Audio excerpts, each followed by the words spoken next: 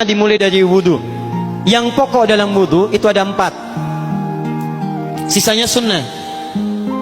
Awas kalau yang 4 ini tidak sempurna maka batal wudhunya. 1. Faghsilu wujuhakum, basuh wajahnya. Kalau disebutkan wajah dalam bab wudhu, itu tidak ada yang lain kecuali bagian tampak muka. Gitu ya. Kalau yang punya jenggot, itu termasuk janggutnya di selai-selai. Sifat wudhu cuma ada 3. 1. Pakai keran. 2. Pakai gayung. 3. Air yang mengalir. Ya, seperti di sungai ada air mengalir itu nggak ada masalah. Tapi kalau menggunakan gayung atau semisalnya, Nabi itu diriwayatkan dalam hadis itu sangat menghemat air. Bahkan pernah beliau kemudian berwudu, kalau kita kemudian hitung itu hanya sejumlah Pak, seaqua gelas Pak, cukup. Atau yang kedua menggunakan keran ya. Kalau sekarang kita ada keran, contoh ini kerannya. Ya. Kerannya agak tinggi sedikit. Dan kita sesuaikan. Ambil airnya. Misal contoh, ghosala. Ghosala itu bukan ditumpahkan, ambil air, tumpahkan di tempat yang akan dibasuh gini. Yang telunjuk itu kemudian menghapus atau menghilangkan kotoran di sela-sela mata, contoh.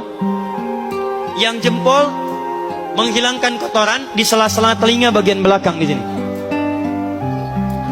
Ya.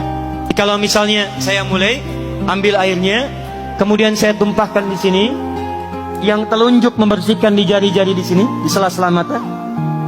Yang jempol kemudian membersihkan di sela-sela di bawah telinga sini. Kemudian di selesai. 1. Tahan sebentar ya, ini praktek dulu sebentar. 2. Wa aidiakum ilal marafiq, ini yang sering keliru. Dan tangan sampai siku. Jadi saat kita mengambil air wudhu, ambil airnya, tumpahkan dari sini ilal marafiq sampai ke siku ke sini. Balikan lagi ke depan. Jadi bukan kerannya dibeginikan, sikunya dibeginikan, takut, bukan. Jadi bukan siku diteruskan ke bawah. Yang tepat itu ambil airnya, kemudian basuh dari sini sampai dengan ke sikunya. Hati-hati, ini ada maknanya.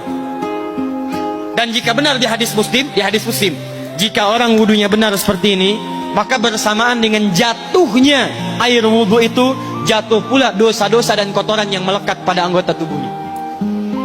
Tidak cukup dengan amin, nanti kita lihat dulu. Tangan selesai pindah kemana? Bukan ke rambut, tapi kepala.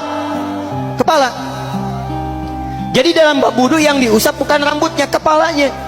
Itulah keadilan Allah. Kalau yang diusap kepalanya, semua manusia yang hidup pasti punya kepala. Tapi kalau yang diusap rambutnya, ada ketidakadilan karena tidak semua orang punya kepala, punya rambut. Tuh. Nah sekarang lihat sini. Ketika kita diminta mengusap kepala, bahasanya masaha. Masaha itu begini. Ini saya punten. Bismillah. Ini ya. Ambil airnya, tumpahkan, baru kemudian diusapkan ke kepalanya. Paham ya? Kalau yang ghosala, ambil, tumpahkan di tempat yang akan dibasuh. Tapi kalau masaha, hati-hati. Ambil airnya, tumpahkan, baru diusap. Jadi bukan diambil air, tumpahkan di kepala begini. Yang dibasuh kepalanya bukan rambutnya. Jadi kalau ada laki-laki sudah dandan, sisiran, rapi, tiba-tiba keran dibuka, yang diusap cuma rambutnya, ulak. Nah, itu batal wudunya. Tidak sah. Harus diulang. Terakhir kaki dibasuh sampai dengan bagian mata kakinya, dan ini tidak perlu saya terangkan karena mudah bagi kita untuk mempraktekannya. Tapi yang ingin saya jelaskan satu ini saja. Perhatikan baik-baik. Yang 4 ini wajib wudu. Tambahannya sunnah. Niat dimasukkan dalam wajibnya. Lihat sini. Kumur-kumur sunnah. Telinga sunnah. Istinsyak sunnah. Yang 4 ini wajib. Tapi terlepas dari wajib dan sunnahnya, perhatikan baik-baik. Kenapa ini disebut dengan wudu? Dan hebatnya Al-Quran mengistilahkannya dengan toharah. Toharah. Apa itu toharah? Apa itu suci? Toharah. Apa itu toharah? Suci. Apa itu suci? Toharah.